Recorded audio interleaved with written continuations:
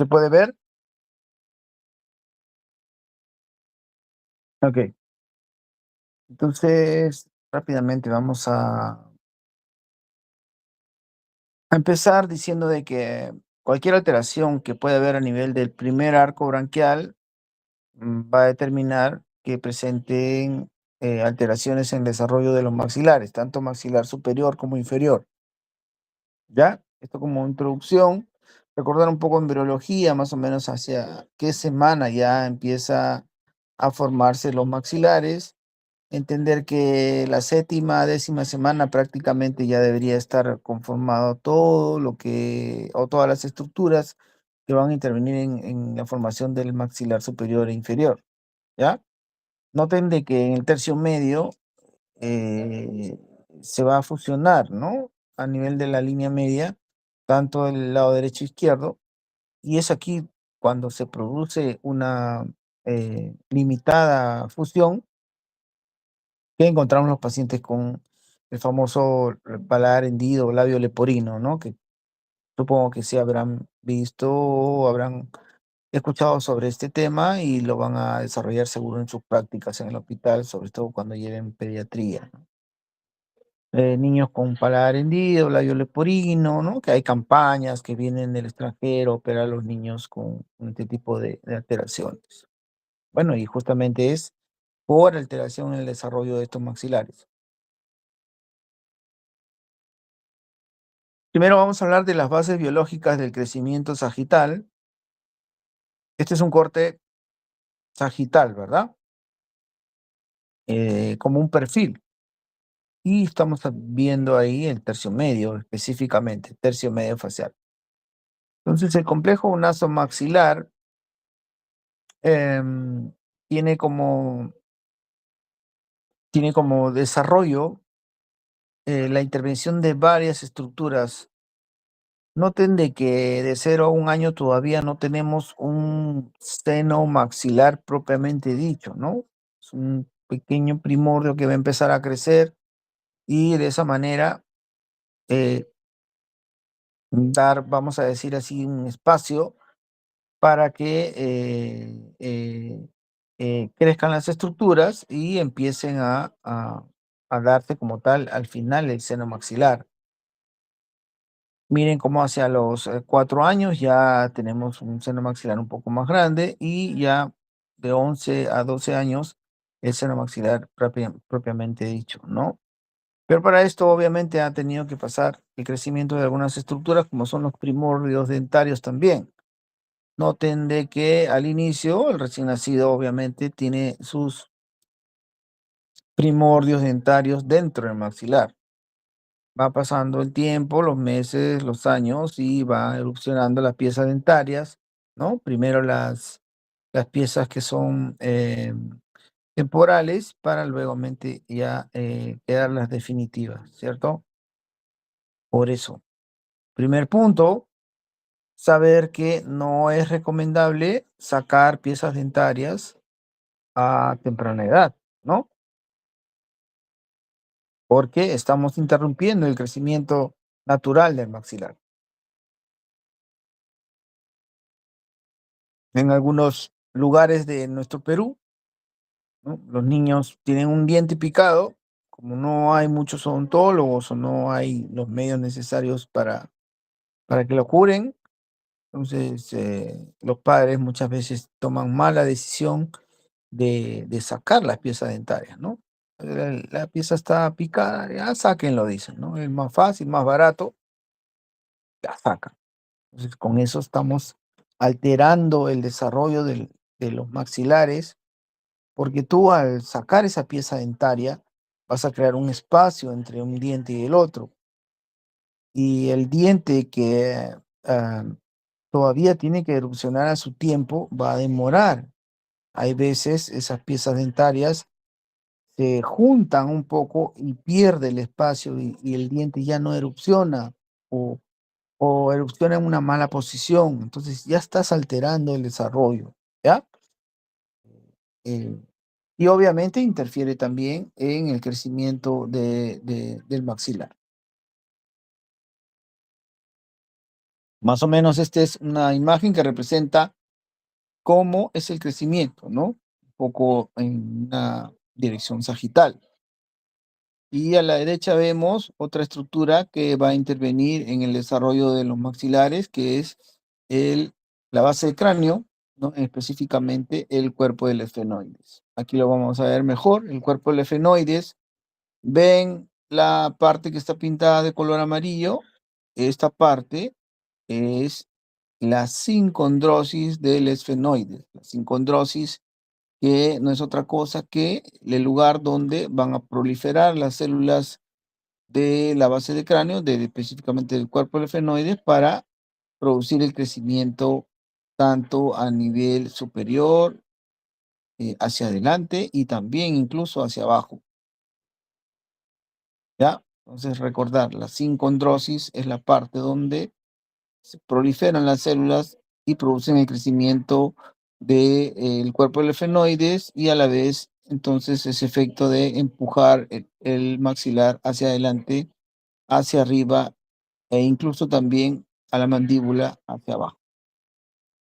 Otras estructuras que van a intervenir en el crecimiento del maxilar, como vemos al lado derecho, es todo lo que es la cavidad nasal, las estructuras nasales, ¿no? El tabique, y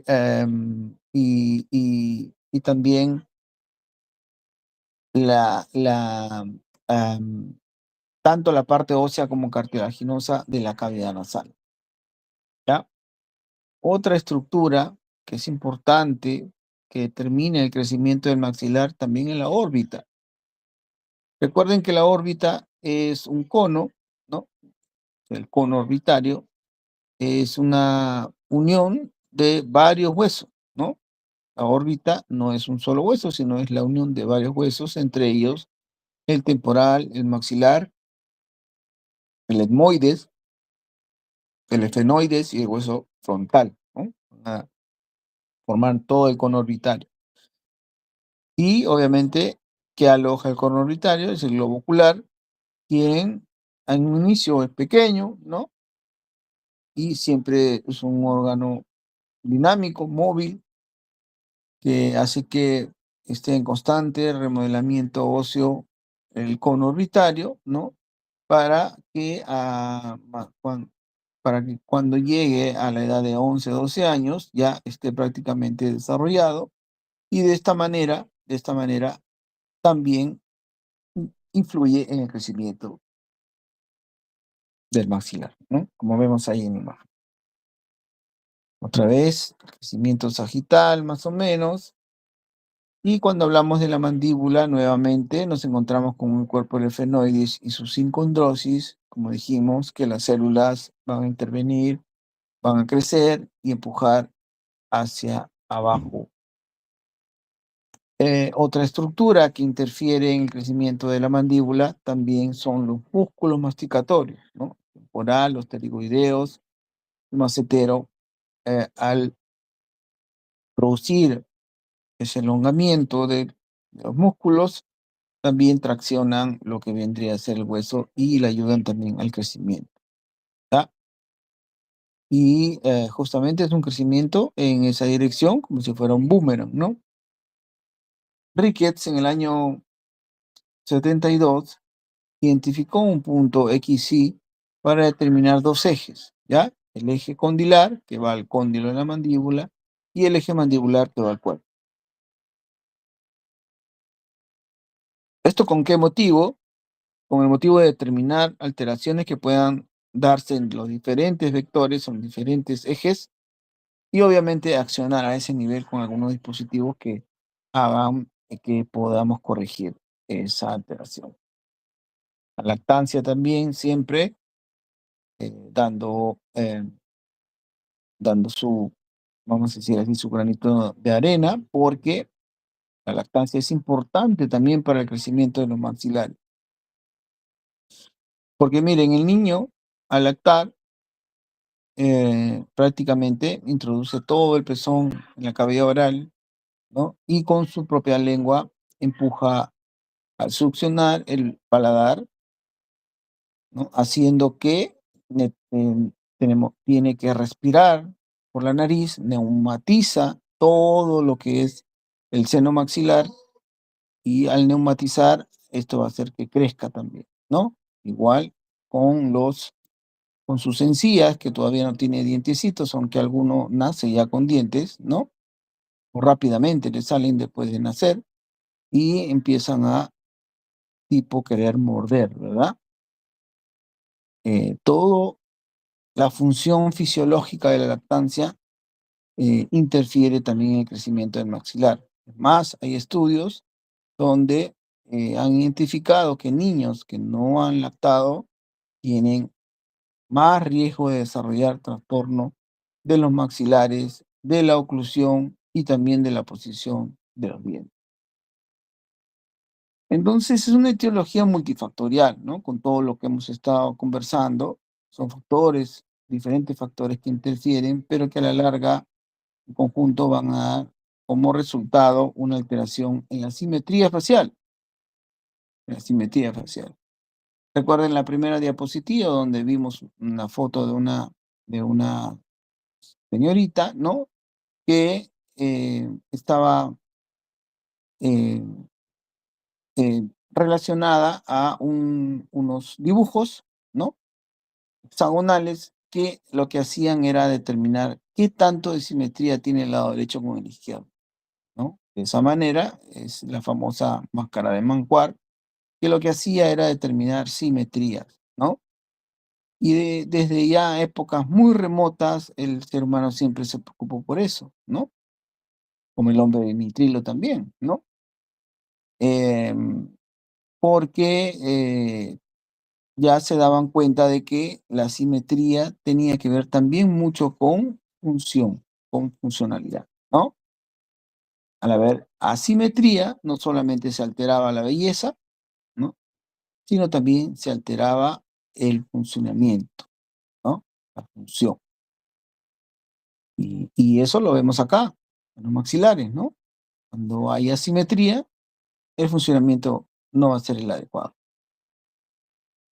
Entonces, algunos agentes teratógenos que también podrían intervenir en el mal crecimiento de los maxilares, los tenemos acá, ¿no? Algunos que llaman la atención, como por ejemplo fármacos utilizados muy frecuentemente, como no, el alcohol, la fenitoína o el ácido retinoico, ¿no? Radiaciones, obviamente, infecciones maternas como los TORCH, ¿no? Proclamosis, rubiola, herpes, alteraciones también genéticas del crecimiento de los maxilares. Y aquí ya vamos viendo que nos representa esta imagen los tipos de mordida, ¿no? Clase 1, clase 2, clase 3. Y eso lo vamos a ver ahorita. Hablábamos al inicio de la oclusión y esto es la coincidencia, ¿no? La coincidencia o el encaje, como dijo su compañera, entre el diente superior y el diente inferior, ¿no? La superposición o coincidencia.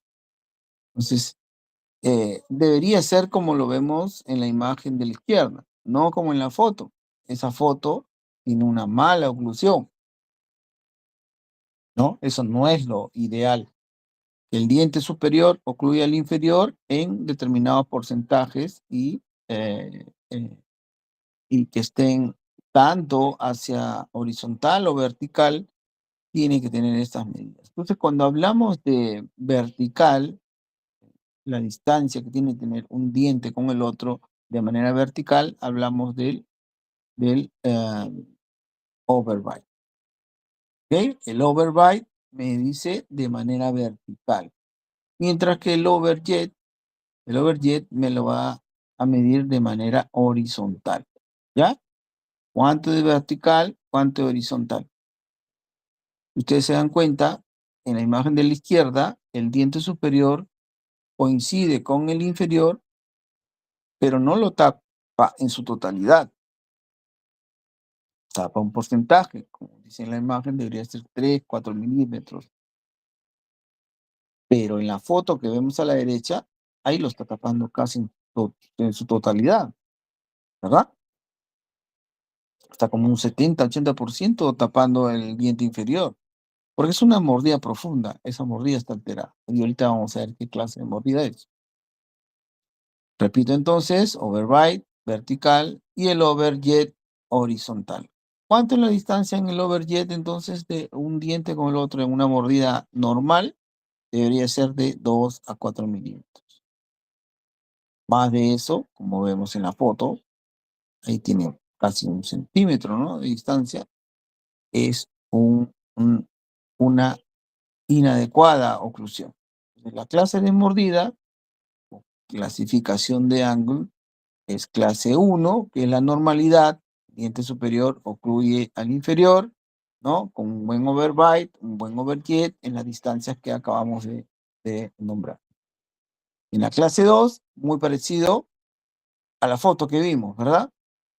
El diente superior ocluye al inferior y lo tapa casi completamente, hay un distanciamiento vertical muy amplio, entonces hay aumento en el distanciamiento vertical y también el overbite, ¿no?, que es perdón, el vertical y el horizontal también, ¿no? Está un espacio amplio. Alteración en el overbite, el overjet, la clase mordida tipo 2. Y la clase 3 es el famoso prognativo, ¿no?, cuando la mandíbula está muy adelantada. Y acá la mordida va a ser al revés, ¿no? Va a estar alterada al revés, o sea, está invertida. El diente inferior ocluye el inferior. Y esa es la famosa mordida clase 3. ¿Cómo llego al diagnóstico de eso? Bueno, puedo solicitar una radiografía. Ojo que esta radiografía lateral no es una radiografía común y corriente. Si ustedes la ven, tiene unas guías ahí, ¿no?, que va apoyado a la frente y el mentón para que tenga un eje adecuado, ¿no?, y se relacione a la columna cervical, o sea, está derecho. De esta radiografía es una radiografía cefalométrica lateral digital, y lo que hace es permitirnos ver algunas estructuras muy importantes, como por ejemplo, la vía aérea, ¿no? La vía aérea se ve clarita, ¿no?, se ve más oscura. Se ve la relación de los dientes superiores e inferiores, se ve la órbita, se ve la silla turca, porque se ve la espina nasal y el mentón, que van a ser las estructuras que vamos a tomar como referencia para hacer nuestra medida, ¿ok? Entonces, si vamos a la cefalometría de Steiner, vemos que tiene diferentes tipos de puntos, ¿no?, ya dibujados en el esquema, como ven, y que tiene algunas medidas que respetarse, ¿no? Miren aquí, un montón de puntos, vectores, ángulos, etcétera. Eso es algo más complicado, algo más técnico, que esto ya lo ve más el profesional. Esto no tienen que aprenderlo. Pero lo que sí tienen que aprender por lo menos es esta cefalometría, ¿no? Es un tipo de cefalometría, una de las más antiguas, la cefalometría de Steiner. La otra era Ricketts. Ya, y así hay varios tipos de cefalometrías, pero que son más, ya más específicas para la especialidad, ¿no? Entonces, miren, con una cefalometría de Steiner yo puedo determinar qué está ocurriendo, ¿no? Si el problema es el maxilar superior que ha crecido o el maxilar inferior que dejó de crecer, etcétera. Entonces voy a determinar con simples puntos y ángulos, ¿ya?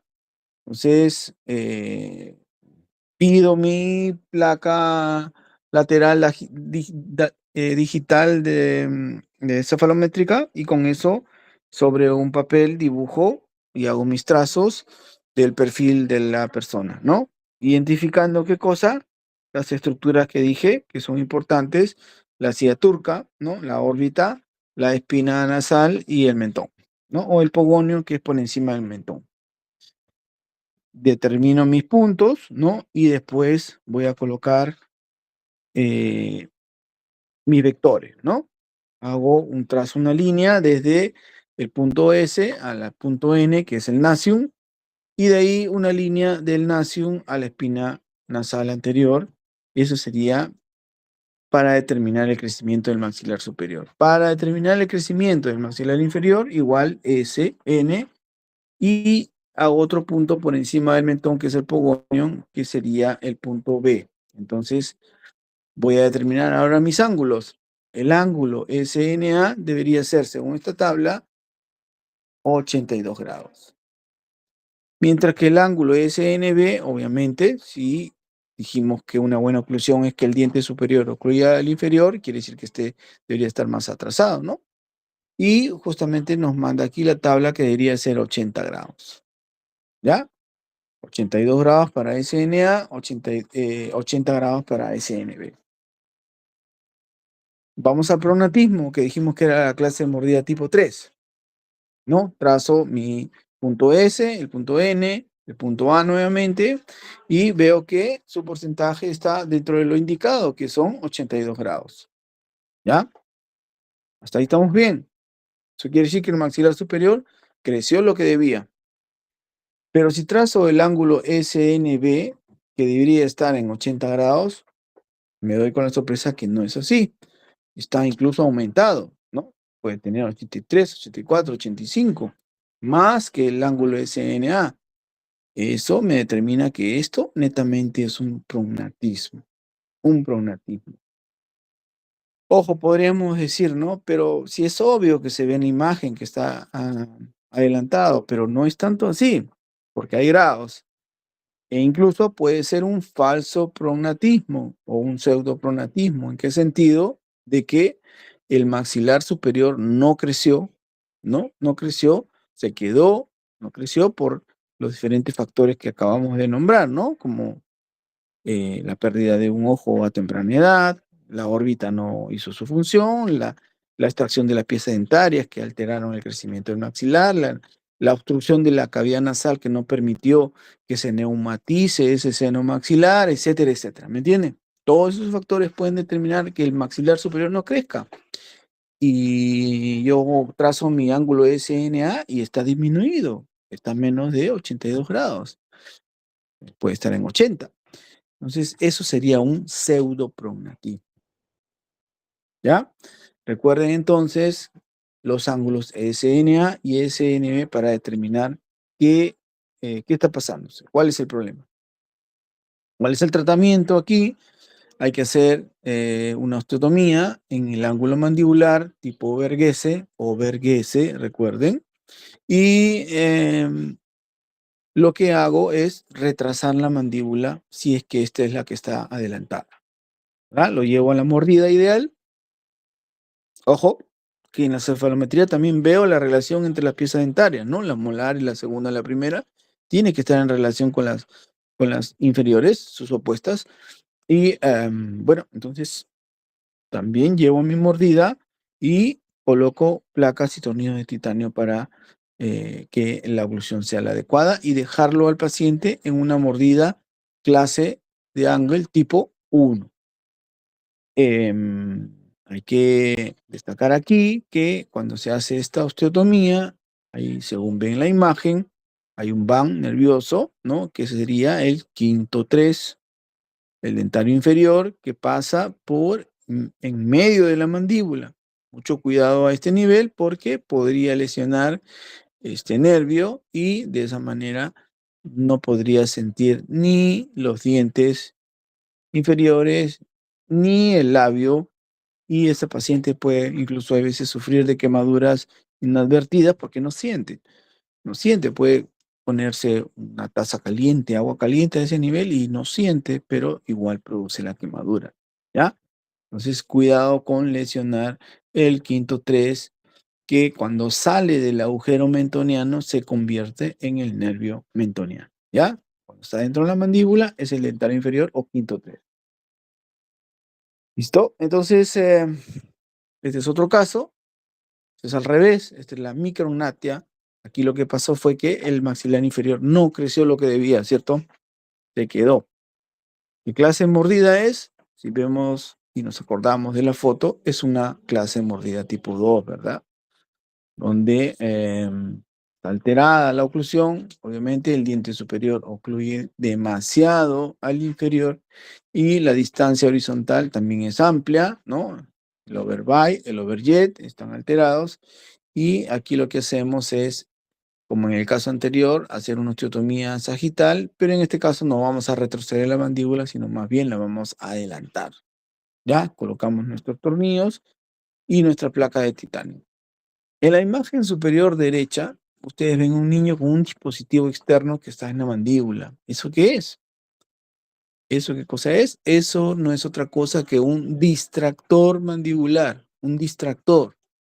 ¿Qué quiere decir distractor? Quiere decir que va a distraer eh, la osificación de la mandíbula cuando hacemos una fractura. Hacemos una fractura, ¿no? Y la consolidación de la mandíbula va a tratar de formar hueso nuevo. Entonces hacemos la fractura y el dispositivo lo que hace es alejar esa fractura milimétricamente, diariamente, si lo activamos el distractor. De esa manera vamos ganando hueso día a día. Vamos ganando medio milímetro, 1 milímetro, ganamos hueso y ganamos distancia. ¿Ya? Ese es el distractor osteogénico. Ahora hay algunos que son internos, pero esto también se usaba en esos tiempos, ¿no? O sea, cuando el niño está en crecimiento podemos utilizar ese tipo de distractor, incluso en los adultos también podemos usar distractores para ganar hueso, pero toma tiempo, ¿verdad? Pero si el paciente ya es adulto, ya creció y la mandíbula no creció, lo más probable es que hagamos osteotomía de Verghese con avance en un solo tiempo, ¿no? Y llevarlo a una adecuada oclusión y poner el tornillo y la placa de titanio para que la mandíbula quede fija. A diferencia de la micrognatia, tenemos la microgenia, no es lo mismo la microgenia de la micrognatia, porque miren, ve, aquí yo voy a hacer mi cefalometría, voy a pedirle mi placa cefalométrica digital lateral y voy a determinar mis ángulos CNA y SNB y me voy a dar con la sorpresa que están bien. El ángulo SNA está en 82 grados y el ángulo SNB está en 80 grados. Entonces, ¿qué tipo de oclusión es? Tipo 1, ¿no? Tipo 1 de angle, la oclusión está adecuada. Entonces, ¿cuál es el problema? El paciente está en disconfort con su perfilamiento, no le gusta su mentón, probablemente tiene el mentón o el pogonio un poco hundido y el paciente no se siente conforme. En este caso, si la mordida está bien, tiene un buen overbite, buen overjet, su cefalometría está bien, ¿no? SNA 82 grados, SNB 80 grados, entonces lo que hago es solamente trabajar lo que es a nivel del mentón. ¿Ya? Logrando una proyección adecuada con algún dispositivo que podría ser desde un simple relleno de grasa, de la propia grasa del paciente, podríamos colocar silicona, como vemos en la imagen superior izquierda, y podríamos también hacer osteotomía con avance con placa y tornillo de titanio. Esto es lo que actualmente es lo mejor, ¿ya? Y lo más definitivo. Porque la grasa se reabsorbe, queda un porcentaje sí, pero se reabsorbe. Y lo que es las prótesis de silicona que están a la mano izquierda ya no se deben usar o ya no están tan indicadas. ¿Por qué? Porque producen un remodelamiento óseo, produciendo una hundimiento de la mandíbula y lo que estamos haciendo es empeorando, ¿verdad? Ya de por sí el mentón es aplanado, con esta prótesis remoldeando constantemente el hueso, lo va a aplanar más. Entonces, se recomienda actualmente que mejores la osteotomía con avance de placas y tornillo de titanio, que eso se va a quedar ahí y no se va a resolver nada, ¿no? Entonces, gracias. Yo creo que eh, eh, hemos hecho una buena orientación sobre la terminología de esta clase. ¿Tienen alguna pregunta, por favor? ¿Alguna pregunta?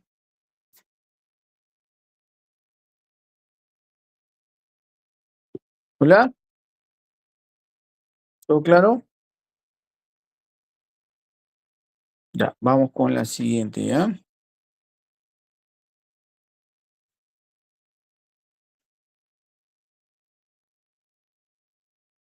Ustedes me avisan si es que se ve. ¿Se ve bien? ¿Sí? Ok. Em, entonces ahora vamos a hablar sobre tumores de origen odontogénico. Vuelvo a repetir, este es un tema muy dominado también por la profesión de odontología, pero nosotros como médicos tenemos que saber que hay alteraciones a nivel de la pieza dentaria que pueden dar como origen, ¿qué cosa? Un tumor en los maxilares, ¿no? No puede pasar desapercibido que ustedes como médicos, al examinar a un paciente y le digan, que el paciente venga y le diga, doctor, me está saliendo un bulto aquí en la cara, ¿no? Y ustedes palpen y sea en la mandíbula o en el maxilar superior. Entonces, rápidamente tienen que ustedes descartar que sea un problema odontogénico y lo pueden mandar al maxilofacial, ya sea odontólogo, que también tiene maxilofacial, o al médico que también tiene maxilofacial, ¿verdad? Entonces, vamos a ver rápidamente cuál es lo más frecuente. En la currícula nos pide que veamos estos tumores que están acá marcados. Si vamos a la clasificación de la OMS, hay una infinidad de tumores de origen ontogénico, una infinidad de verdad. Y imagínense hablar de todos ellos, no nos va a alcanzar una clase, ¿no? Entonces la currícula con buen criterio nos pide que hablamos solamente de los más frecuentes que están subrayados, ¿ya? Tanto quistes y tumores, quistes y tumores. Entonces vamos a empezar rápidamente con los más frecuentes. En esta imagen vemos la odontogénesis donde eh, vemos claramente cuántas estructuras intervienen en el crecimiento de la pieza dentaria, ¿no? Miren, ¿ve? Uno no pensaría que hay tanta cosa para un diente, ¿verdad? Pero sí, miren, tiene un montón de partes y cualquiera de estas partes que se alteren puede dar como origen un tumor de origen odontogénico, como lo vamos a ver, ¿ya? Entonces, el primero que vamos a hablar son los quistes del desarrollo. Dentro de ellos, el más frecuente, uno de los más frecuentes es el quiste dentígero o folicular. Entonces, para resumir, vamos a decir rápidamente algo. Miren, ¿cuál va a ser la clínica o los síntomas de un tumor de origen odontogénico? El aumento de volumen a nivel facial, que está relacionado a cualquiera de los maxilares, ¿no? Superior e inferior, y que el paciente se va a dar cuenta. Perdón, y les va a decir, doctor, mire, tengo esto, me está aumentando el volumen. Ustedes lo van a palpar, lo van a ver, y van a ver que la mandíbula o el maxilar superior tiene un abombamiento, un aumento de volumen. Rápidamente ustedes pueden relacionarlo a una pieza dentaria, ¿no? Hay que contar las piezas dentarias, decir, a ver, arriba tengo tantos, abajo tengo tantos, saber que las piezas dentarias se cuentan en cuadrantes, ¿ya? Cuadrante superior derecho, izquierdo y así lo mismo en la parte inferior. Entonces, saber cuántas piezas deben tener. Recuerden que deben tener se va contando del 1 al 8. O sea, entonces, si es el cuadrante superior derecho, el primer incisivo sería el 1.1, el segundo incisivo sería el 1.2 y así hasta el 1.8, que es la muela del juicio, la que sale atrás, ¿no? Entonces, em, recordar que tenemos los incisivos, que son dos a cada lado, ¿no? Dos arriba, el lado derecho, dos al lado izquierdo, abajo igual, dos. O sea, serían 4 incisivos en la parte anterior. Después de los incisivos van los premolares, que son 2 premolares, tanto arriba como abajo, y al lado derecho e izquierdo.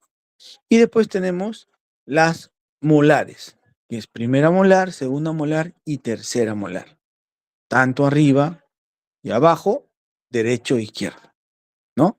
Entonces, las muelas del juicio serían las últimas muelas, que son la 1.8, lado derecho, la 2.8 sería el lado izquierdo, la 3.8, que sería el lado izquierdo inferior, y la 4.8, que sería la inferior derecha. ¿Ven? Un poquito complicado, pero si lo ven en una imagen que la pueden identificar, la pueden buscar en cualquier informador de Google o cualquier bibliografía, van a identificar las piezas dentarias. Entonces, es la manera adecuada de referirse como profesional de salud, ¿no? La pieza dentaria tal, ¿no? O por lo menos decir si es la primera molar, la segunda molar, por lo menos tener una idea de lo que es, ¿ya? No necesariamente tenemos que ser odontólogos para saber eso. Debemos más o menos eh, hablar con propiedad, ¿no? Hablar con propiedad. Entonces, el quiste dentígero o folicular, hablábamos de que los síntomas de la mayoría de tumores de origen odontogénico se parecen porque van a ser aumento de volumen relacionado a una pieza dentaria. ¿Y cuál es el tratamiento? La exéresis. Sacar la pieza dentaria comprometida junto con el tumor que ya sea quístico o sólido, hay que sacarlo, ¿verdad? Más la pieza comprometida. Entonces, como les digo, se parecen, ¿no? Se parecen y eso vamos a ir viendo que hay algunas diferencias específicas. Por ejemplo, aquí, en el quiste dentígero o folicular, quiero que se centren en la imagen. Este es un corte coronal, ¿verdad? Coronal, como una foto de frente, ¿no? Coronal. Entonces, en la foto coronal, yo lo que estoy viendo aquí, se supone que las piezas dentarias deberían estar en horizontal, ¿no? Tanto mirando hacia arriba como hacia abajo, pero en horizontal. Perdón, en vertical, ¿no? Deberían estar en vertical, ¿no? Mirando hacia arriba y hacia abajo la pieza dentaria, ¿no? La parte que es la coincidencia entre un diente y el otro, que chocan, eso se llama corona, ¿no? La corona del diente. Entonces, vemos aquí, ¿no? Nos llama la atención que no hay una pieza dentaria que no está vertical, sino está más bien en posición horizontal. Entonces, este es el problema. Esa pieza dentaria que ha quedado retenida en el maxilar superior no ha erupcionado, vamos a decir, de repente unos padres a su hijo pues le sacaron muy rápido la muela que era temporal y la otra muela nunca salió, pues nunca erupcionó porque la sacaron muy pronto. Y quedó así, creció así, en forma horizontal, ¿no? Entonces, ¿y esto generó qué? Que se forme alrededor de ella un quiste, como lo ven ahí, bien delimitado, un quiste, ¿no? Ese es un quiste de origen ontogénico de una pieza dentaria, asociada a una pieza dentaria. ¿Cuál es el tratamiento? Sacar esa pieza dentaria más el quiste, todo completo, ¿no? Ok. Y lo que quiero que vean es que el quiste dentígero folicular, la pieza dentaria, hay una parte de la pieza dentaria que está asociada al quiste, que es la corona. Vale decir, si el quiste incluye a la corona de la pieza dentaria, ya sea parcialmente o totalmente, estamos hablando de un quiste dentígero o folicular, como lo vemos aquí también. Miren, lo englava totalmente. Aquí en la parte inferior izquierda, agarra la corona en una pequeña porción, pero la agarra, ¿no? Entonces, estamos hablando de un quiste dentígero folicular. ¿Ya? A diferencia del queratoquiste ontogénico, que aquí el quiste también está lateral a la pieza dentaria, pero no incluye la corona dentro del quiste. O sea, como que no nace de la corona. ¿Ya? Aquí estamos hablando de un queratoquiste ontogénico llamado también quiste primordial. Quiste primordial. ¿Ya? Es la diferencia. Después la clínica es la misma, vuelvo a repetir, aumento de volumen, relación a una pieza dentaria, y el tratamiento es lo mismo que es la exéresis del tumor o el quiste, incluyendo la pieza dentaria que es la que fue de origen. ¿Ya? Quistes inflamatorios, ¿no? Quistes radiculares, apical, lateral, residual. Esto es uno de los problemas que tenemos más en nuestra población, puesto que tenemos una mala salud de educación bucal, ¿no? Mala educación, salud bucal, y hacemos que las piezas dentarias estén en mal estado, em, o manipulamos mucho la mucosa, las encías, con cualquier dispositivo que podemos tener a la mano, ¿no? Un gancho, lo que sea, lo ponemos ahí en la pieza dentaria y nos hacemos daños a nivel de las encías, ¿no? O de la misma pieza dentaria, o de la raíz incluso, ¿no? Entonces esto produce al final problemas inflamatorios, ¿no? Recuerden que es el más frecuente, 60% más o menos, y tienen que poner en claro que si sigue con alteraciones de inflamación crónica, podría producir una displasia, una metaplasia y terminar al final en un cáncer, ¿no? Está muy relacionado al carcinoma epidermoide también de cavidad nasal, no específicamente relacionado a piezas dentarias a nivel de la encía, ¿ya? Entonces, mucho cuidado con eso. El fibroma, más a nivel de la mucosa, ¿no? Producto a veces por lesiones crónicas producidas por la misma persona, ¿no? Acá está, les decía, del uso dental de manera adecuada. Bueno, y la clínica es lo que decíamos, ¿no? Aumento de volumen relacionado a una pieza dentaria y a veces estos tipos de fibromas incluso a veces se resuelve solo, ¿no? Solo con una buena limpieza, enjuagues bucales, etcétera, que pueden hacer que solo desaparezca. Este sí no va a desaparecer solo porque es el cementoblastoma que se produce a nivel de la raíz de la pieza dentaria. Recuerden que vimos la imagen donde se formaba el diente, el diente, la odontogénesis, ¿no? Que tenía varias partes, y justamente el cemento radicular estaba en la raíz. Entonces, si yo rápidamente veo una radiografía con un tumor en la raíz del diente que empieza a crecer y ocupa la mandíbula o el maxilar superior, entonces yo rápidamente voy a decir que este es un cementoblastoma, ¿no? Repito, aumento de volumen relacionado a un diente. ¿Y cuál es el tratamiento? La exéresis.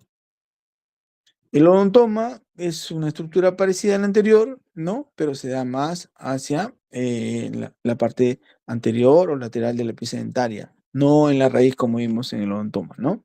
Perdón, en el anterior, el cementoblastoma. Entonces, el odontoma lo que vamos a encontrar cuando ya mandemos a patología es algo que se parece mucho al grado de diferenciación de los cánceres, ¿no? Cuando decimos que un tumor es bien diferenciado, quiere decir que eh, se parece mucho a la célula de origen, ¿no? Mientras que es indiferenciado cuando es totalmente diferente, ¿no? Incluso ahí son más agresivos. Entonces, en el odontoma, por más que es un tumor benigno, vamos a encontrar estructuras celulares parecidas así a las bien diferenciadas, ¿no? Y ese sería el odontoma compuesto, donde se parece mucho a la célula de origen. Mientras que el odontoma complejo, las células no se parecen mucho a la célula de origen, sin llegar a ser una displasia ni tampoco un tumor maligno, ¿ya? Lonto.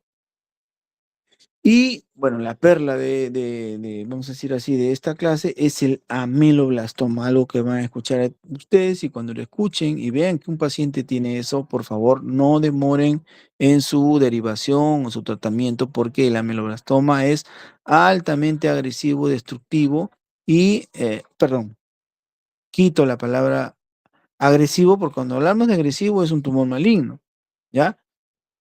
Altamente destructivo, sí, porque por más que sea benigno, es destructivo, ¿verdad? Porque crece rápidamente. Entonces, el ameloblastoma, repito, es un tumor benigno, no es maligno, pero es destructivo, porque crece rápidamente e involucra varias piezas dentarias. Incluso en su resección hay que hacerlo como si fuera un cáncer, porque hay que darle márgenes. ¿Ya? Y a veces tenemos que hacer mandibulectomías parciales o segmentarias por el problema este del ameloblastoma, ¿ya? Em, Hay tipos, ¿no? Uniquístico, como lo vemos al lado izquierdo, la variante multiquística, ¿no? Involucra un montón de piezas dentarias, y tenemos la variante periférica, que incluso puede llegar a agarrar las encías, y también la variante desmoplástica, que es la más temida, puesto que este es altamente recidivante. Miren, les digo, es un tumor benigno, pero es altamente recidivante. O sea, nuevamente puede volver a crecer. Por eso es que muchas veces en su resección eh, tiene que ver bastante con unos buenos márgenes. ¿Ya? Por justamente este problema que les digo que es altamente recidivante. Bueno, hasta ahí vamos con tumores de origen odontogénico y los que nos había pedido la currícula. El siguiente tema es tumor maligno de cavidad nasal y senos paranasales, ¿ok? ¿Tienen una pregunta hasta ahí? ¿Y no para continuar? ¿Hola? Ok. Entonces aquí lo que vamos a ver es que a nivel del maxilar superior, de cavidad nasal y senos paranasales, vamos a encontrar diferentes estructuras del cuerpo, ¿no? Como por ejemplo, hueso, vamos a ver piezas dentarias, vamos a ver mucosa, epitelio, vamos a ver glándulas salivales menores, ¿no? Etcétera, etcétera, nervios, músculos, etcétera, que pueden dar como origen un tumor, tanto benigno como maligno, ¿ya? En este caso estamos hablando de tumores malignos de cavidad nasal y senos paranasales. Como decíamos que tienen varios tipos celulares, cada una va a dar su, vamos a decir así, su representante, ¿no? Recordar que en el epitelio escamoso, obviamente, el carcinoma epidermoide es a la cabeza del tumor más frecuente. Carcinoma epidermoide, también conocido como espinocelular o el famoso escamoso, ¿no? Carcinoma escamoso, espinocelular o epidermoide, ¿ya? Son sinónimos, recuerden eso. Y bueno, si el problema se produce a nivel de glándulas salivales, estamos hablando de glándulas salivales menores, ¿no? Cavidad nasal, senos paranasales, tiene glándulas salivales menores. Las glándulas salivales mayores son la parótida, la submaxilar y la sublingual, ¿verdad? Ese es otro tema que van a hacer. Acá tenemos glándulas salivales menores que están distribuidas en todo el tracto aéreo digestivo superior, en este caso cavidad nasal y senos paranasales, ¿ya? Em, Entonces, a la cabeza, el tumor maligno más frecuente de las glándulas salivales es el carcinoma mucoepidermoide. Ya no es el epidermoide acá, es el mucoepidermoide. En segundo lugar, carcinoma adenoidequístico. Y si hablamos de un tumor maligno que viene de algún nervio, específicamente del nervio olfatorio, es el neuroblastoma olfatorio. ¿Ya? A este nivel. ¿Y qué pasa si el tumor maligno tiene que ver con músculo y hueso? Ya estamos hablando de los sarcomas. Sarcomas. Más o menos es un resumen de todos los tumores malignos que podemos encontrar en la cavidad nasal y senos paranasales. Pero a la cabeza, vuelvo a repetir, el más frecuente es el carcinoma epidermoide, como lo ven aquí en esta tabla, ¿no? El carcinoma epidermoide, escamoso o espinocelular, ¿ya? ¿Y cuál es su ubicación más frecuente? La cavidad nasal, según obviamente, según la bibliografía que ustedes revisen, puede variar, ¿no? En un estudio hecho por el grupo del doctor Shah en el Memorial Sloan, identificó que lo más frecuente es la cavidad nasal, ¿ya? Que los senos paranasales. La etiología, el tabaco, a la cabeza, ¿no? Tabaco. Eh, Recuerden que el tabaco no solamente daña los pulmones, sino que daña todas las estructuras por donde pasan, ¿no? Y en cualquier parte de estas estructuras se puede desarrollar un tumor maligno, no solamente en el pulmón.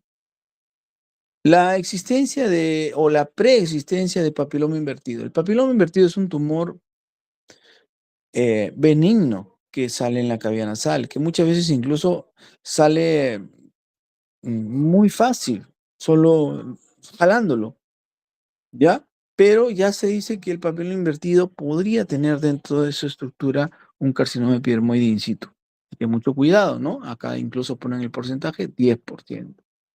Algunos químicos como los utilizados, por ejemplo, en el procesamiento del acero inoxidable, que es el níquel, ¿no? El gas mostaza, que lo utilizaron en la Primera Guerra Mundial, y obviamente químicos como los que se producen para procesar el cuero y también el polvo de madera. La clínica, los síntomas muchas veces, lamentablemente el paciente viene con síntomas ya de un paciente que ya tiene un tiempo moderado de la enfermedad, ¿no? Con un tumor que ya creció un poco, ¿no? ¿Por qué? Porque recuerden que la cavidad nasal y los senos paranasales son estructuras muy amplias, entonces dan espacio, ¿no? Para que si hay un tumor de crecimiento, En sus primeros inicios no va a dar síntomas porque es una cavidad amplia, pues, ¿no? Pero ya cuando da síntomas es porque ya creció demasiado y obviamente los primeros síntomas a dar son los problemas obstructivos, ¿ya? Una obstrucción con, ojo, recuerden esto por favor, una obstrucción nasal persistente más sangrado nasal persistente, lo más probable es que pueda ser un cáncer, ¿ya? Pueden estar ahí, no, que es alergia, no, que esto le da, e incluso a algunos colegas, siendo alergia, les dan antibióticos cuando no lo necesitan, ¿no? Pero ya, si ustedes ven que no pasa, le dan antihistamínicos para desinflamar, le dan corticoides en spray para desinflamar los cornetes, qué sé yo, para mejorar la respiración o cauterizan algunos vasitos que ven sangrando por ahí, y ustedes ven que eso persiste, tanto la obstrucción como el sangrado, rápidamente derívenlo a un otorrino para que le haga una rinoscopía, ¿no? Entre con una cámara y vean qué pueden encontrar ahí, porque lo más probable es que pueda haber un tumor, ¿ya? Y bueno, los signos ya tardíos de mal pronóstico son justamente cuando el tumor ya avanzó demasiado, ¿no? Avanzó demasiado, puede producir proptosis. Dice ahí, ¿por qué puede producir proptosis? Proptosis es la salida del globo ocular hacia afuera. ¿Qué tiene que ver con la nariz o con el seno paranasal? Claro, recuerden, el seno paranasal tiene paredes, ¿no? Anterior, lateral, posterior, etcétera. La pared superior o el techo del seno maxilar es el piso de la órbita, ¿verdad? Es el piso de la órbita y es un hueso bien delgadito, como si fuera una galleta. Entonces, si el quiste, el tumor va a crecer por ahí, o el tumor maligno va a crecer por ahí, se va a meter a la órbita, se va a meter a la órbita y va a producir una proptosis. O sea, el ojo va a salir hacia adelante porque hay un tumor que está ocupando un espacio dentro del cono orbitario, ¿ya? Entonces recordar, proptosis por el compromiso del piso de la órbita. También podría ser que tenga problemas en el oído. ¿Por qué? ¿Qué está relacionado? Recuerden que el oído medio se neumatiza gracias a la trompa de Eustaquio que desemboca ¿dónde? En la nasofaringe. Entonces, si un tumor de la cavidad nasal, de los senos paranasales, llega hasta la nasofaringe y obstruye esa trompa, el paciente va a empezar a tener síntomas de inflamación a nivel de la membrana timpánica, otitis media serosa, etcétera, ¿no? Entonces, recuerden bien esos síntomas que son de mal pronóstico. Anosmia, cacosmia, cuando hablamos de tumores a nivel de la parte olfatoria, ¿no? Hipoacusia también por el problema este del oído que dijimos. Y hay algo muy importante y muy frecuente que se produce. Estos pacientes a veces vienen con o debutan con una adenopatía cervical, o sea, un ganglio en el cuello. Y no saben de dónde es. Dice, ¿qué pasó? ¿De dónde salió este ganglio? ¿Por qué? Lo más probable es que podía ser eso. Labio nasal, senos paranasales o nasofaringe, orofaringe, que pasan desapercibidos en el examen y no podemos examinarlo porque es algo interno. En este caso, entonces, la adenopatía se le manda a hacer una biopsia de aspiración y si sale positivo para epitelial, carcinoma epidermoide, ya debemos en tratar de buscar un tumor a este nivel. El diagnóstico lo hacemos con una buena historia clínica, obviamente, siempre, eso les van a decir, ¿no? Siempre la historia es importante porque ustedes van a dirigir el interrogatorio, hay que enfocar bastante los antecedentes, ¿no? Que habíamos conversado, etcétera, etcétera. Si veo algo sospechoso, tengo que indicar rápidamente una biopsia, no tengo que dudar en eso. La tomografía me va a servir para dos cosas, ¿no? Para mi planificación, para mi diagnóstico, pero también me va a producir, me va a servir para hacer el pronóstico. ¿Y de qué manera? Una tomografía me puede servir para el pronóstico. Justamente porque voy a hacer o voy a trazar esta línea de Ogren. La línea de Ogren es una línea trazada desde el canto interno de la órbita al ángulo mandibular, ¿ya? De esta manera, yo voy a separar em, los tumores en supraanteriores o, perdón, supraposteriores o infraanteriores. ¿Cuáles van a ser más peligrosos? Obviamente los que están pegados a la base del cráneo, que serían los supraposteriores, ¿no? Los supraposteriores. Está pegado a la base del cráneo, más difícil de sacar, porque incluso se puede meter también en el cerebro, ¿ya? Infraanteriores no, porque los puedo resecar con una cirugía, como vamos a ver, ¿no? Aquí está la cirugía, son las famosas maxilectomías. Antiguamente éramos más agresivos, pensando que siendo más agresivos le íbamos a dar un mejor pronóstico de sobrevivir al paciente, pero se comprobó en los años siguientes de que no se necesitaba ser tan agresivo porque a veces el pronóstico era el mismo, ¿no? Y la sobrevida 5 años, el paciente va a vivir 3, 4 años eh, siendo agresivo o no, entonces lo que va a preferir el paciente es que le dejes tranquilo, que no le hagas un daño o le provocas una comorbilidad. Por eso que ahora generalmente las maxilectomías, incluso como ha mejorado también el diagnóstico, las maxilectomías son, vamos a decir así, parciales, ¿ya? Puedo hacer de la infraestructura, que es la parte de abajo, la supraestructura, que es la parte de arriba, y la medial, que es la cavidad nasal, ¿ya? Aquí hacemos una incisión de Weber-Ferguson, que es subciliar, pegado a la nariz, y me extendo hacia el labio, y de esa manera abro todo el maxilar, me lo expone, y hago mi osteotomía, ¿no? Ya sea de la supraestructura, de la infraestructura o de la cavidad nasal. Obviamente, si voy a hacer una maxilectomía, ¿no? Y voy a producir un hueco que comunica la cavidad nasal con la seno paranasal, o perdón, con la cavidad oral. Entonces, el paciente va a tener una incompatibilidad palatina, por ejemplo, y todo lo que come se va a pasar a la nariz, incluso puede botar por la nariz o incluso se puede atorar. Entonces, ¿qué colocamos ahí? Algún dispositivo provisional como son los obturadores. El obturador que ven ahí de color transparente es un obturador provisional que lo ponen en la misma cirugía con nosotros, ¿no? Y posteriormente a la cicatrización, que puede retraer un poquito y todo, puede quedar más pequeño, ya hacen hacen el obturador permanente, que ya es el que ven en el lado derecho, ¿no? De esa manera el paciente no va a tener una incompetencia palatina, va a poder comer normal, va a poder deglutir y también va a poder hablar. Se saca el dispositivo y el paciente no se le escucha, no se le entiende nada, no puede hablar, y incluso cuando come también la comida se le va hacia la nariz y se atora, ¿no? Entonces, miren lo importante que es el no tener esa comunicación. Por eso los niños con paladar hendido y labio leporino tienen ese problema. Si tienen un paladar hendido, un hueco ahí, se les va a meter la comida a la leche y a veces se aspiran, ¿ya?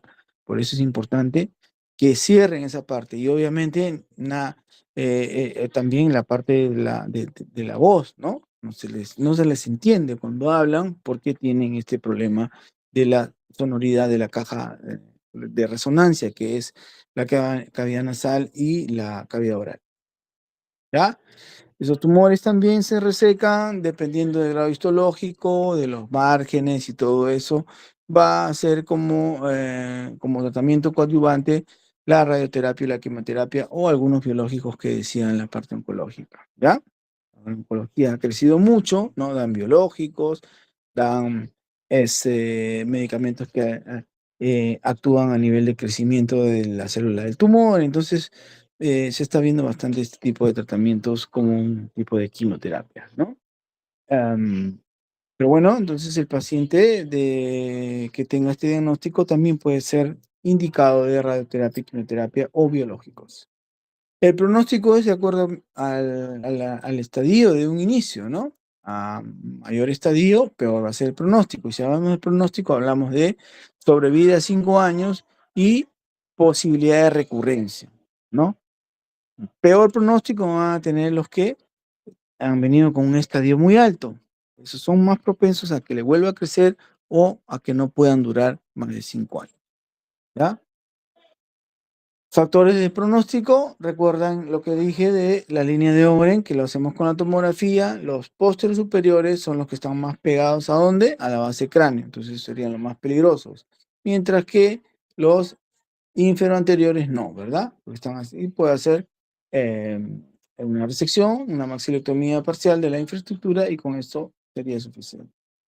Invasión de estructuras como la órbita, dijimos, la base del cráneo, la apófisis pterigoides y la fosa infratemporal son sinónimos de mal pronóstico porque quiere decir que es una enfermedad ya avanzada, ¿no? Extensión extranodal también en los ganglios y tipo de tumor. Recuerden que los indiferenciados o los poco diferenciados son de mal pronóstico porque son muy agresivos, ¿verdad? Bueno, aquí estoy con el doctor Shah.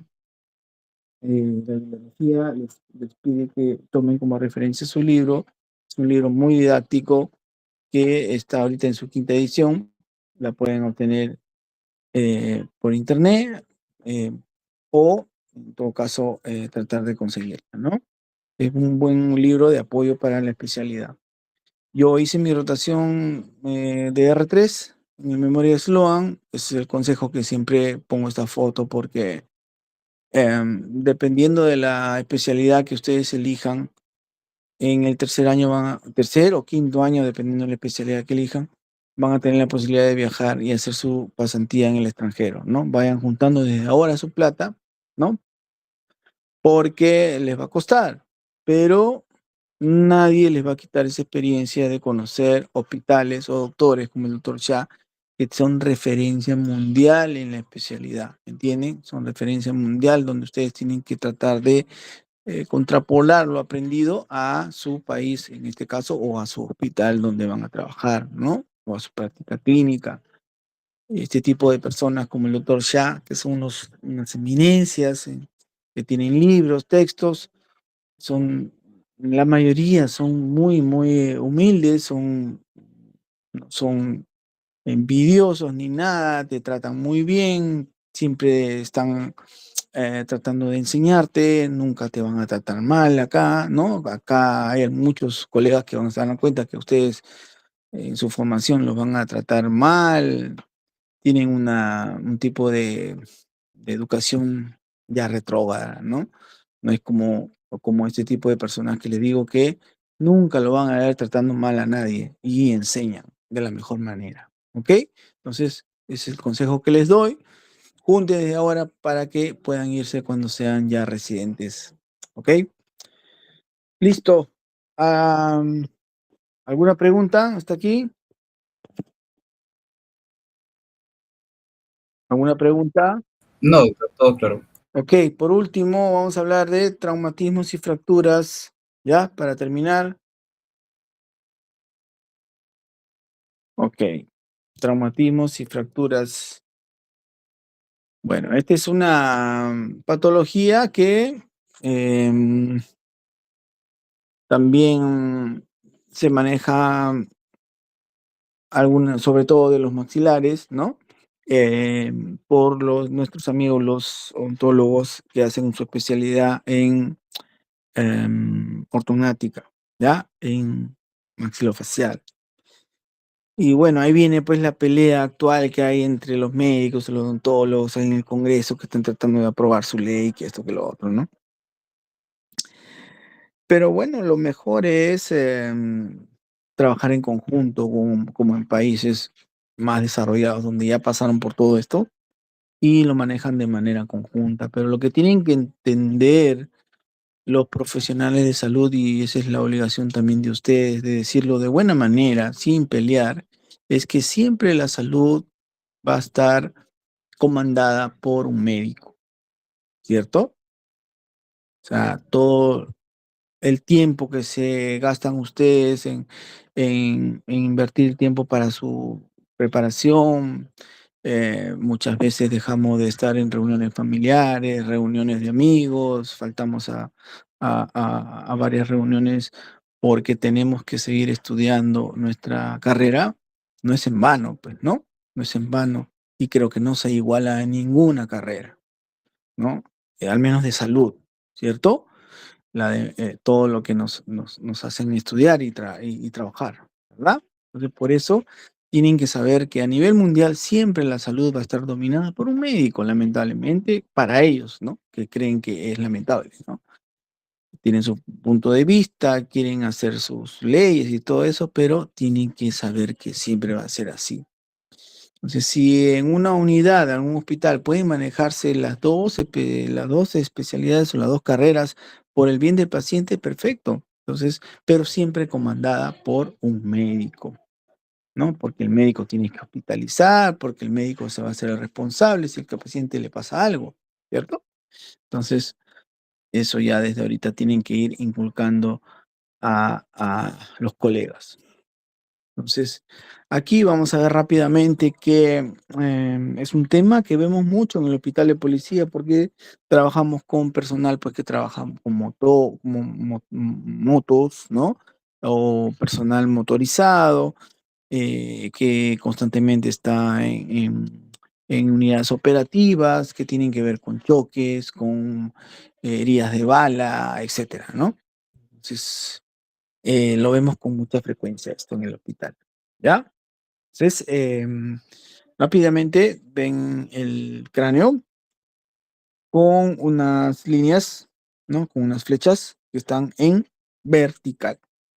Entonces, primero vamos a hablar de estos arbotantes, columnas o pilares del maxilar. Hay pilares verticales y también hay pilares horizontales. En esta imagen representamos las verticales donde vemos pilares como por ejemplo el frontomalar, ¿no? Entonces, para eso tenemos que por lo menos saber los nombres de los huesos, ¿no?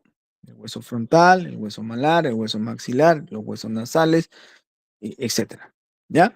Entonces, si vemos la flecha que va del frontal al malar, será frontomalar, derecho, izquierdo. Si va de la frente al maxilar, frontomaxilar. Si vemos que va de la nariz al maxilar, nasomaxilar. Si vemos que va del malar al maxilar, será maxilomalar, derecho, izquierdo, etcétera, ¿no? Eh, es así, ¿ya? Entonces ahí vemos los pilares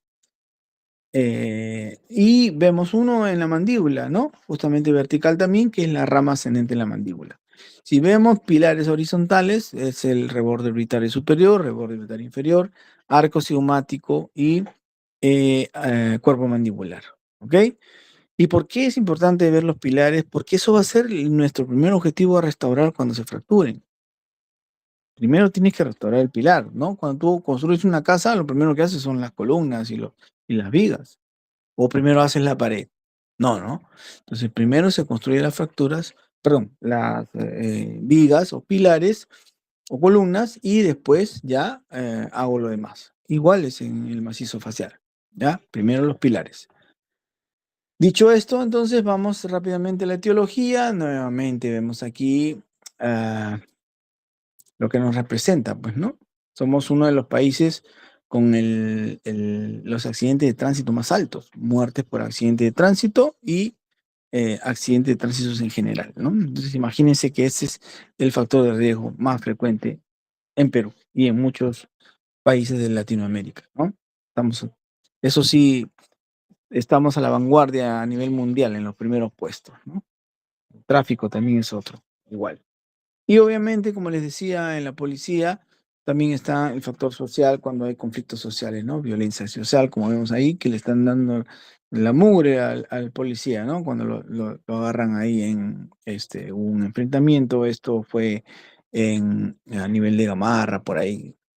Entonces, miren cómo lo agarran, ya se imaginan cuando lo agarran, qué es lo que le hacen, ¿no? Le dan con todo, pues con todo lo que encuentren, con su propia arma, con piedra, con ladrillo, lo que sea, imagínense cómo lo dejan, ¿no? Si es que no lo matan, obviamente, ¿no? Lamentablemente a esa barbarie llegamos.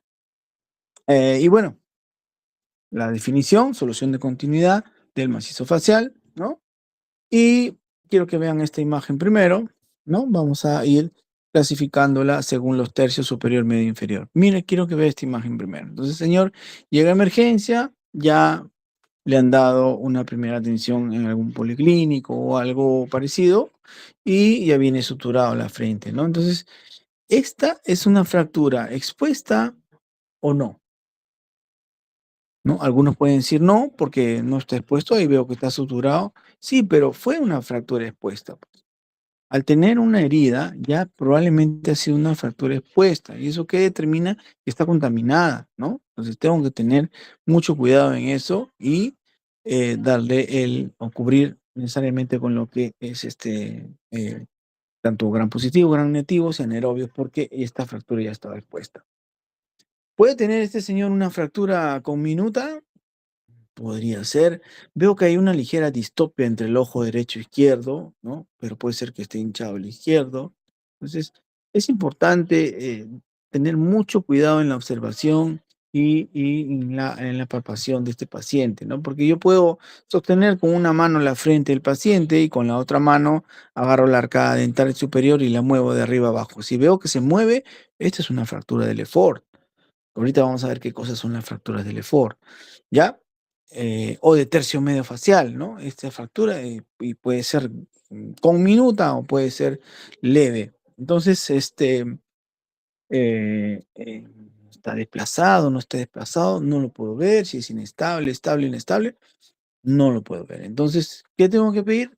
Tomografía. Y miren la tomografía, acá está el señor. Miren, no pareciera que tuviera tanto, ¿no? Como se ve ahí. Si vemos bien, identificamos bien los pilares que acabamos de ver hace poco, prácticamente tiene casi todos los pilares rotos, ¿no? Frontomalar bilateral tiene, ¿no? Reborde orbitario inferior tiene. Frontomaxilar tiene los dos lados. Maxilomalar bilateral tiene. Nasomaxilar bilateral tiene, ¿no? Entonces, prácticamente todos los pilares, casi todos los pilares. Entonces, y arco cigomático del lado izquierdo también, ¿no? Entonces, miren, em,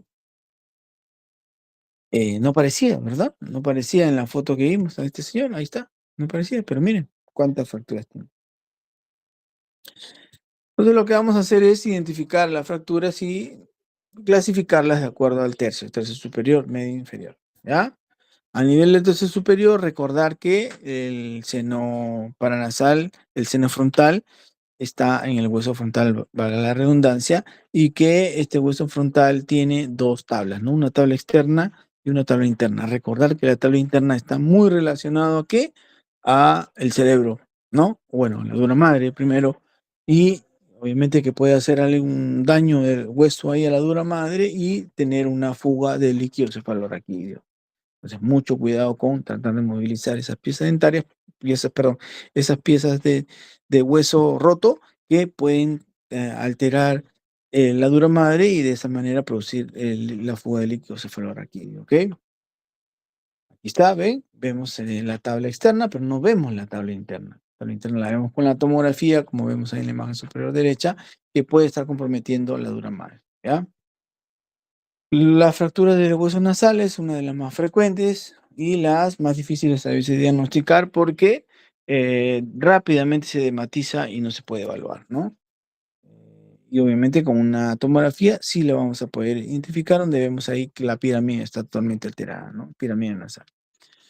Nuevamente volvemos al paciente que vimos al inicio y le pedimos que, señor, siga mi dedo en todos los campos visuales que le voy a decir, ¿no? Arriba a la izquierda, arriba en medio, arriba a la derecha, ¿no? Entonces vamos viendo y vemos que un ojo se mueve y el otro se queda atrapado.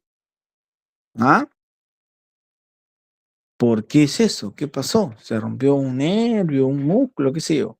No, es porque está atrapado el músculo o los músculos de la órbita o la grasa preorbitaria. Recuerden que dijimos que el cono orbitario es un conjunto de huesos, no es un solo hueso. O sea, se rompe el piso de la órbita, que es bien delgadito, y ahí se puede meter grasa prioritaria o se puede meter músculos, entonces el paciente al momento que quiera mover el ojo no va a poder porque está atrapado, ¿ya? Esto es eh, significativo de que el paciente tiene una fractura del piso de órbita, ¿ya? El piso de órbita. Y para el piso de órbita, ¿qué hacemos? Bueno, liberamos todo ese tejido que está atrapado y le colocamos como, vamos a decir, como una mallita, una malla de órbita para que el tejido no vuelva a caer y no vuelva a meterse ahí y produzca posible diplopía, ¿no? Diplopía. Aquí está, mira, ya se corrigió la distopia. Este es el paciente, señora. Se corrigió todos los pilares que estaban rotos y ya el señor ya no ve doble, ¿no? Fracturas del complejo naso-órbito-etmoidal. Como lo dice el nombre, interviene la nariz, la órbita y el etmoides, ¿no? Entonces aquí podemos ver que estructuras como la nariz, el hueso propio de la nariz, el etmoides pueden ser en un solo trazo, puede ser con minuta, etcétera, pero me va a determinar que tiene algo muy característico de este tipo de fracturas, que es el aplanamiento de la pirámide nasal y el aumento en la distancia del canto interno. ¿Cómo se llama esto? Telecanto traumático. El telecanto traumático es, vamos a decir así, patognomónico ¿de qué? De fracturas naso-órbito-etmoidales, ya que son una de las más difíciles de manejar. Corrección de pilares como frontonasal, reborde orbital inferior y nasomaxilar. ¿Ya? Fracturas del arco cigomático. Aquí en la fractura del arco cigomático vamos a tener dos posibilidades: manejo conservador y manejo quirúrgico.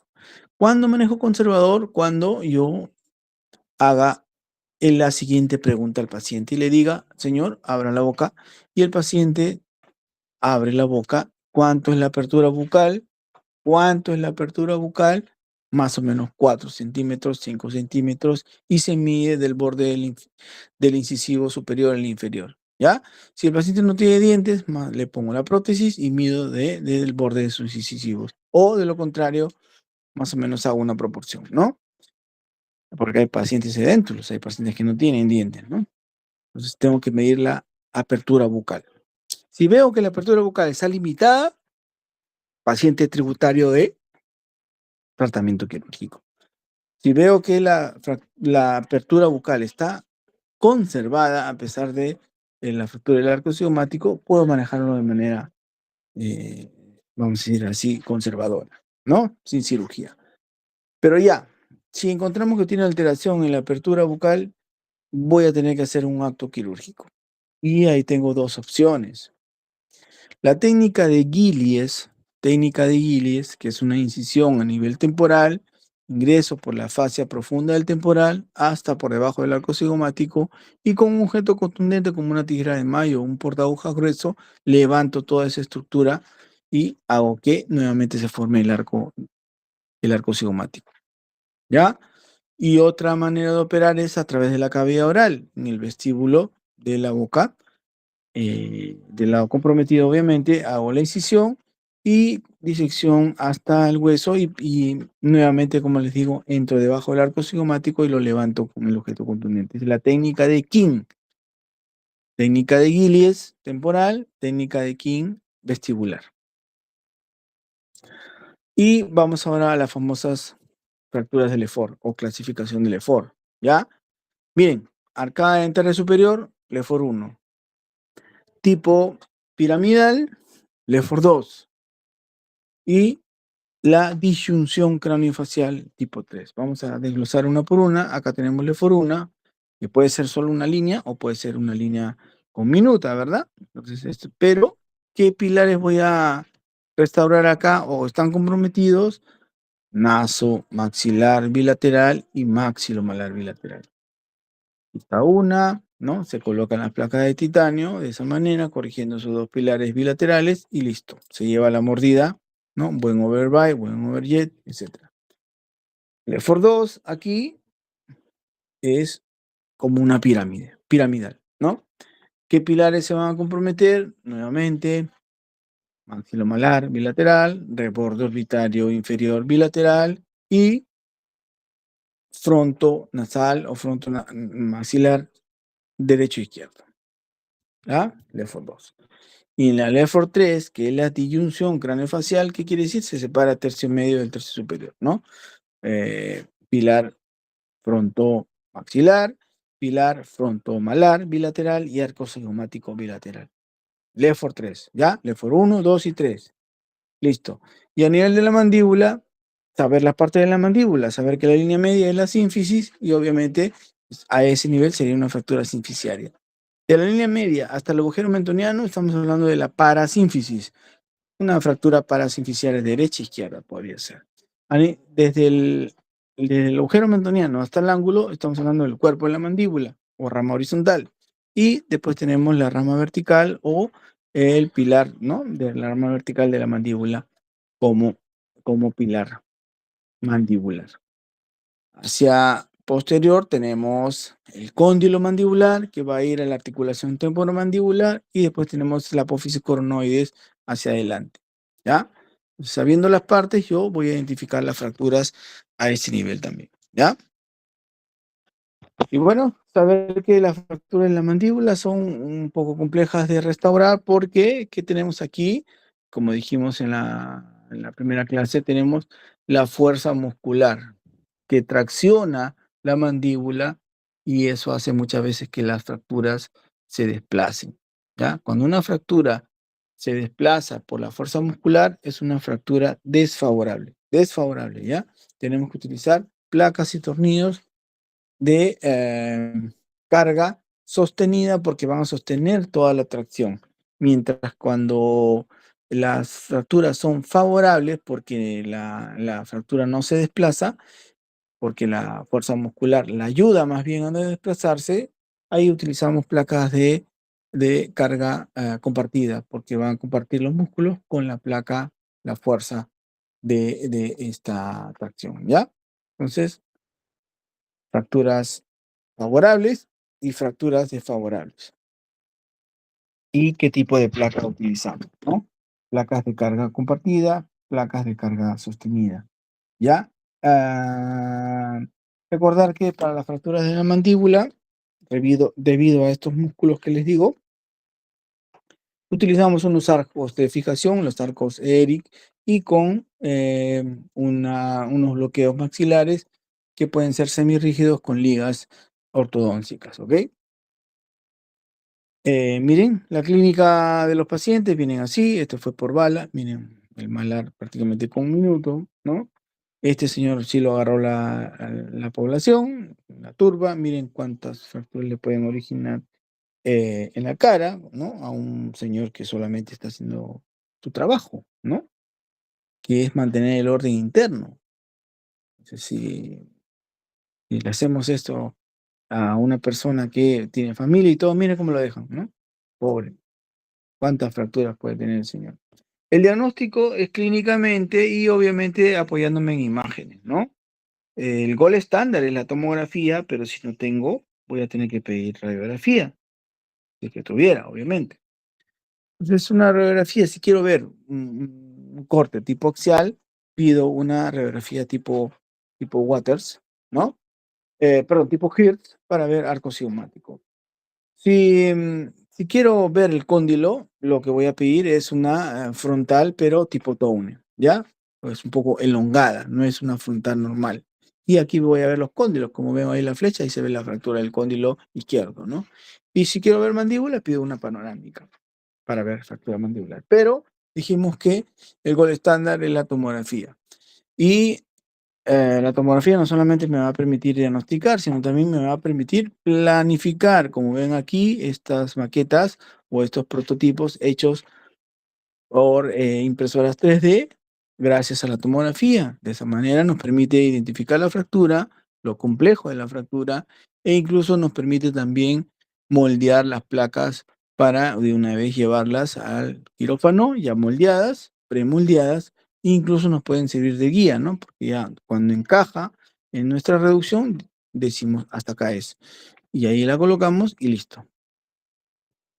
¿Ya? Tratamiento entonces, hay que tener que exponer todas las fracturas en un solo, ¿no? No hay que ser muy conservador porque tratar de ser conservador muchas veces no va a traer secuelas, ¿ya? Ver que todos los huesos estén irrigados, si hay huesos que están sueltos, sin irrigación, lo mejor es sacarlos porque se podría producir osteomielitis o secuestros óseos, que después tengo que reintervenirlo, entonces mejor es hacerlo en una primera vez todo. Recordar para la mandíbula los bloqueos con fijación vamos a decir, mixta, ¿no? Y cuando es una fractura muy cerca del articulación temporomandibular, se aconseja la rehabilitación temprana para la movilización, porque podría terminar en una anquilosis. De paciente, por ejemplo, posoperado, hablando de las complicaciones, hizo una anquilosis. Miren cómo se metió el cóndilo derecho, se metió debajo del arco cigomático y ahí se había pegado hueso a hueso, ¿no? Entonces el paciente ni abría ni cerraba. Este paciente ya está operado, miren, así lo trajeron de provincia, operado ya. Una sobrecarga de material de osteosíntesis, con tornillos a veces muy largos, ¿no? Y hace de que el paciente exponga la placa, etcétera, etcétera, ¿no? Vemos aquí que el paciente puede tener hemorragias y infecciones, dehiscencias de herida, exposición de material de osteosíntesis, todo eso, fístulas, ¿no?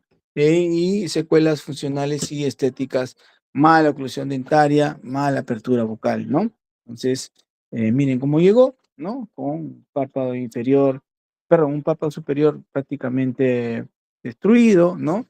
No abría, no cerraba, asimetría facial total, ¿no? De la parte derecha, ¿no? Entonces, después de la cirugía conseguimos una simetría adecuada, restauramos el párpado superior, buena oclusión, buena apertura y lo que ayudamos al paciente es a tener una buena calidad de vida, ¿no? Porque no puede estar andando en la calle con una simetría semejante, pues, ¿no?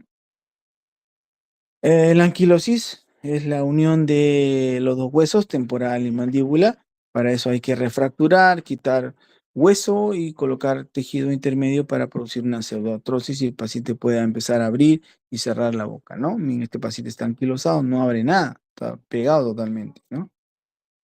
Fracturas por proyectil de arma de fuego, miren aquí cómo la bala se lleva todo el cuerpo mandibular, ¿no?